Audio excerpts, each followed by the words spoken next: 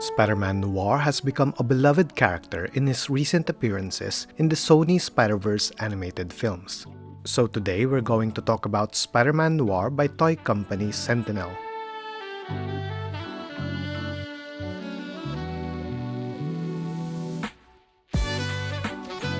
Noir is a film genre that pertains to stylized crime stories, often involving detectives and centers on cynical thoughts and motivations. It's often portrayed in black and white, although modern film noir has been presented in color.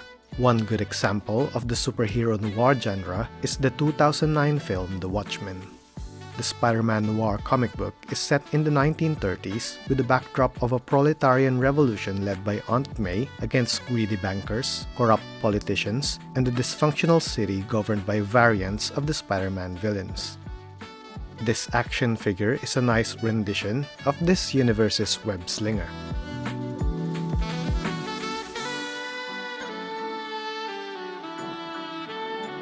The box is of the same size as SenTiNel Spider-Man Peter B. Parker. It's mostly black with pictures of the figure at the front, sides, and back.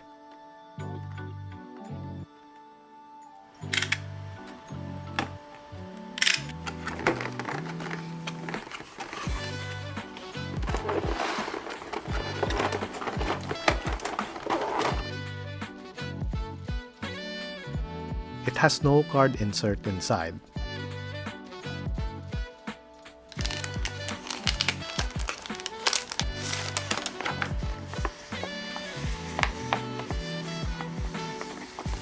Inside the box is an instruction sheet for attaching accessories and swapping parts.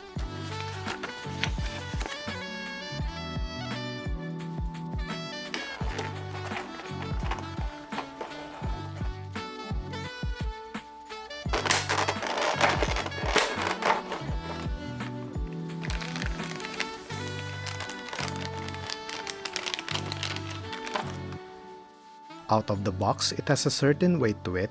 I like the texture, and I'm already enjoying the overall look.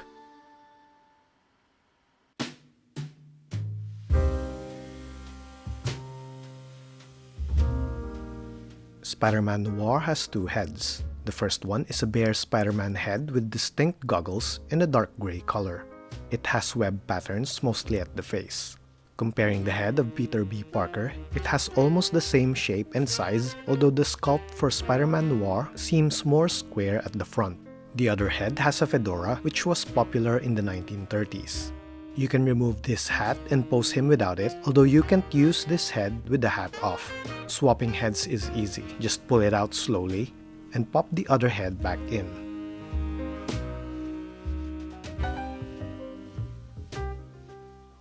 Aside from the closed fists that are already attached to this figure, he also has web-holding hands,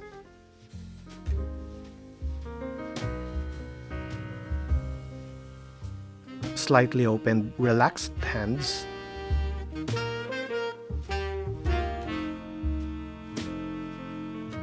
fully opened hands,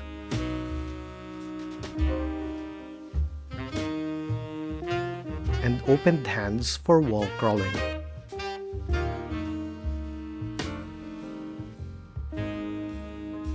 The trench coat parts come unattached. You can see engravings of Marvel, the year it was produced, and where it was made on one of these parts. These are pretty solid and heavy. The one on the left is smaller than the one on the right. The trench coat belts are flexible. These parts connect to peg holes at the bottom and at the side of the coat.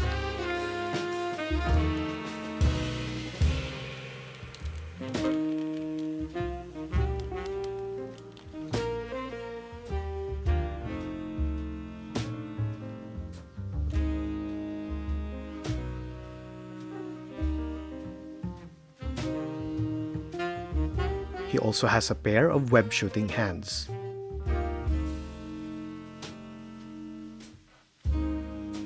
And another pair for holding the accessories, such as the matchstick and the hat. The matchstick is tiny and one side has an outline of its burnt head. The tiny matchstick and the hat can be attached by simply sliding them through.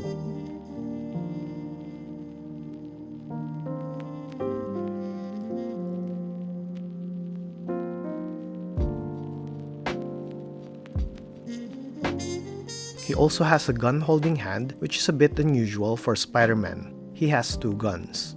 The first one looks like a laser gun, or that might be a silencer, and it's nicely detailed with no obvious mold lines. The second gun comes inside a black plastic bag.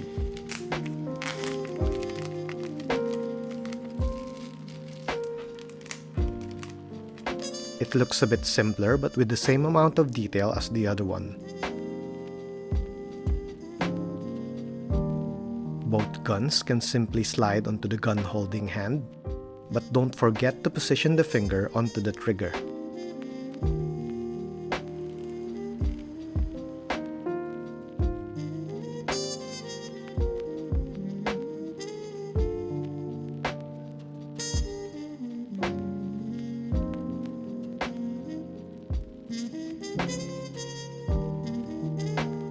The simple gun fits into the holster on his belt.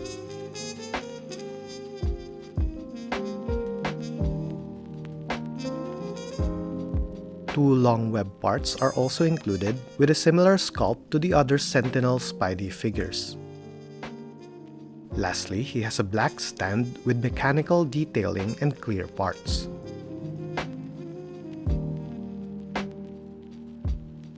The stand has 3 points of articulation and a claw arm. This works perfectly with his black figure. I love all the accessories included in this figure, and despite being all black, the accessories are well detailed and can easily be swapped around. The great thing about this is you don't need to heat up the joints in the figure itself to play around with it. For me, this is a sign of quality.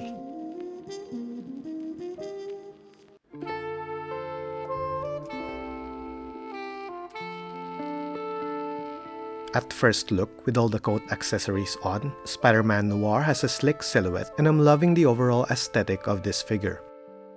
The proportions and design are based on his appearance on the Sony Spider-Verse animated movies. His goggles and pattern on the mask are glossy, same with other tiny details on his suit. Despite being all black, I'm amazed with the amount of detail and attention given to the sculpt. The buttons, belt, and the creases on his trousers complement each other and blends well into the articulated parts. He has imposing shoulders, and his coat has the right amount of creases and waves that look natural. There's a slight difference in the shades of black used, and these subtle differences bring out his features. All these elements come together as light hits this figure at different angles, and that's where it truly shines. I removed his trench coat to have a better look at this figure's articulation. I simply popped off the shoulders like this so I can remove it. I popped the arms back in and attached the alternate head on. And this is how he looks without the trench coat. His head can turn 360 degrees, can move side to side, and has a neck rotation. He can look up not much, but he can look down a lot. His arms can go sideways to make a T-pose. Arms fully rotate on the shoulder joints, and he also has some butterfly motion. He doesn't have any bicep rotation but has plenty of movement on the shoulders already. His arms can bend this much.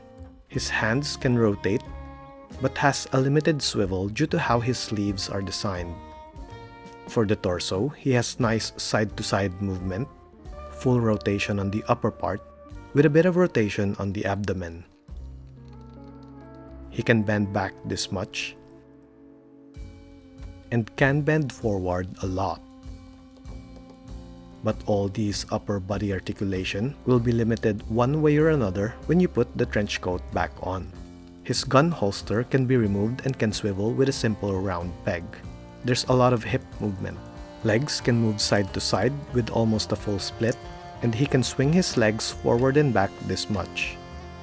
He also has some thigh rotation. There's an indentation at the back of his thighs to accommodate the legs, giving him a better knee bend. The feet can swivel and can rotate fully, and it can pivot with this combination of movements. Lastly, this figure has a toe bend that can go up and down. Looking at his trench coat, the cloth belt has a swivel function and a full rotation, although they tend to slide off from time to time. The rest of the coat has a similar function with a swivel and can rotate as well. This is a classic design for characters that have a coat or long jacket on. With the trench coat off, the silhouette looks a bit awkward on the shoulders and arms. His back is also bland, which is a contrast to the details at the front. This shouldn't matter if he has his coat on. His head has a similar joint to SenTiNel Peter B. Parker, but this should work well with the other heads. I checked the joints to see if you could swap arms, but Spider-Man Noir's shoulder joints are a lot bigger than Peter B. Parker. Spider-Man Noir stands at 16 centimeters or just over 6 inches, which makes him around 6 feet and 4 inches tall in real life. The height and proportions are based on his appearance on the Spider-Verse animated films. Here's how he looks with SenTiNel Spider-Man Peter B. Parker and SH Figuarts Spider-Man 2099. He stands somewhere in the middle of these two. Here's how he looks with some Figma from Good Smile Company. He's taller than Figma Hemet Nettle and Ronin.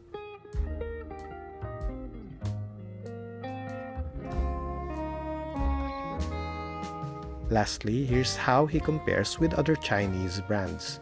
On the left, we have V-Toys Red Demon Asura, and on the right is Blade Master Weng by Maestro Union.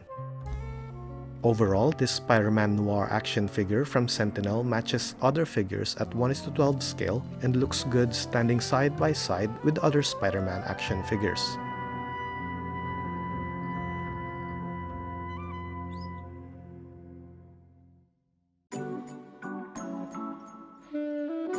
This action figure has a slick silhouette faithful to his appearance in the Spider-Man Into the Spider-Verse animated movie.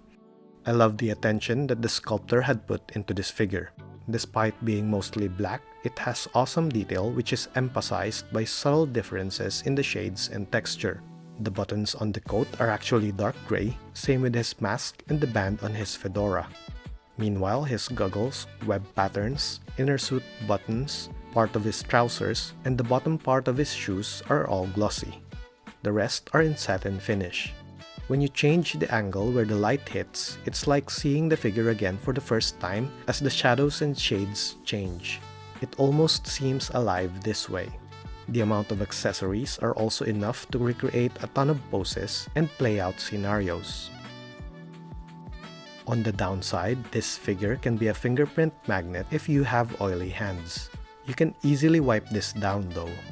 Spider-Man Noir has less range of motion compared to Peter B. Parker, but this is acceptable considering the difference in design. The main thing I don't like about this figure is that the lower part of his trench coat is too heavy, which affects the overall balance of the figure. This can be annoying as it can be difficult to do certain poses, and the additional weight makes the leg joints bend on their own. You can also use the accessories from other Spider-Verse figures by SenTiNel. This further increases this figure's playability, and you can customize it a bit by swapping heads. Despite the heavy trench coat, I love the overall look and playability this figure offers. It's an impressive action figure in terms of detail and design, with varying textures and shades that make it stand out. Despite being all black, the detail is certainly not lost due to its amazing sculpt. Although far from being the best, the articulation is still better than the majority of action figures in this scale. I already like this character from the first time I've read the comic book, and seeing him on the big screen with his unique personality made me like him even more. He actually reminds me of granddads, someone who has experienced the Second World War and the old days. I just love this guy, and if you feel the same, then it's a no-brainer to add this onto your Spider-Man collection. As always, thanks for watching. If you enjoyed this video, please leave a comment, like, and share. I appreciate the interaction and this will help my channel grow. Subscribe if you haven't already. Don't forget to chill and relax. My name's Al, and I'll see you on the next one.